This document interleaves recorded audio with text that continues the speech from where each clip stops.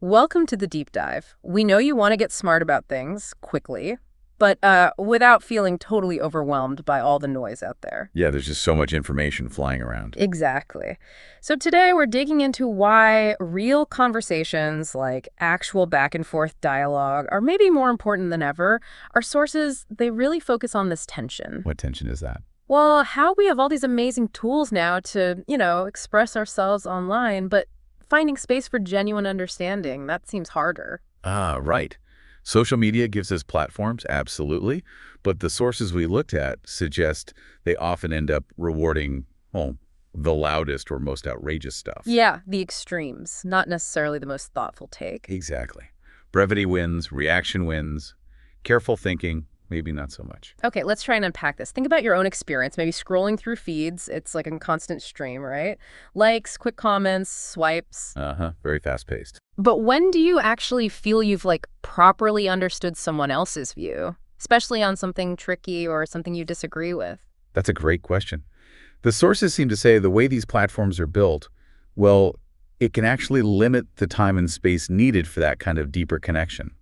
Which brings us to something like long-form podcasts, the ones that go for 2, even 3 hours. Yeah, like Joe Rogan's, for example. Huge audience, despite the length. Right. So why do people tune in for that long? Our sources suggest it's because these longer chats, they let ideas just sort of unfold naturally. There's room for tangents, for someone to pause and rethink. There's a kind of honesty that you maybe don't get in a soundbite. And here's what I found really interesting. The sources hint that because there's less pressure for an immediate perfect reaction, people might share thoughts that are a bit more, well, unvarnished. You hear them working through stuff in real time. Sometimes they even seem to shift their view as they talk. And that authenticity, that process, it's compelling. It really connects back to listening, doesn't it? Totally. Our sources highlight this active listening part. When someone feels like they're actually being heard, not just waited on so the other person can talk. Yeah, without judgment jumping in straight away. Right. It creates space. And understanding someone, the sources are clear. It doesn't mean you suddenly agree with them. No, not at all. It's about grasping why they think what they think, their perspective. Exactly. Grasping the reasoning. And this idea, listening without that instant judgment, our sources really stress this. Imagine if, instead of firing back immediately at something we don't like, we actually focus first on just understanding the other person's point. Why do they hold that view? It's not about giving in. No, it's about creating an environment, maybe, where learning can actually happen for everyone involved. Yeah, growth. Which, leads into some tricky areas the materials touch on, like accountability versus free expression. Right. That's a tough balance.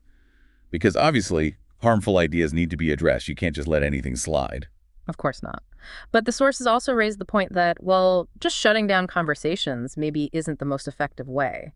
It can stop us from understanding why those ideas take hold and how to challenge them properly. So free expression, then, isn't about saying every idea is good. No, it's about protecting the ability to voice ideas, even ones we find really objectionable. So they can be looked at, debated out in the open, maybe shown to be flawed. Exactly. Pushing them underground doesn't make them vanish. It connects back, in a way, to what some sources suggest, maybe implicitly referencing someone like Rogan again. Just letting people talk openly can itself be revealing. Yeah, the goal isn't always that everyone ends up agreeing on everything. Right. It's more about being willing to explore, maybe stay curious, keep an open mind, at least enough to, potentially grow your own understanding. So if we tie this all together, what we've really seen from the sources is how vital these deeper, longer conversations are, especially now when quick takes are everywhere. We've touched on how longer formats can bring out a different kind of honesty, the real power in just listening properly. And why open dialogue, even when it's difficult, is so important for navigating complex stuff. Yeah. So maybe a final thought for you, the listener, something to mull over based on all this. So on? Just consider, maybe in your own life, your own conversations. How often are you truly listening just to understand, rather than formulating your reply while the other person is still talking? That's a good challenge. How might things change, your understanding, your connections, if you intentionally tried to create a bit more space for that kind of thoughtful, open-minded dialogue?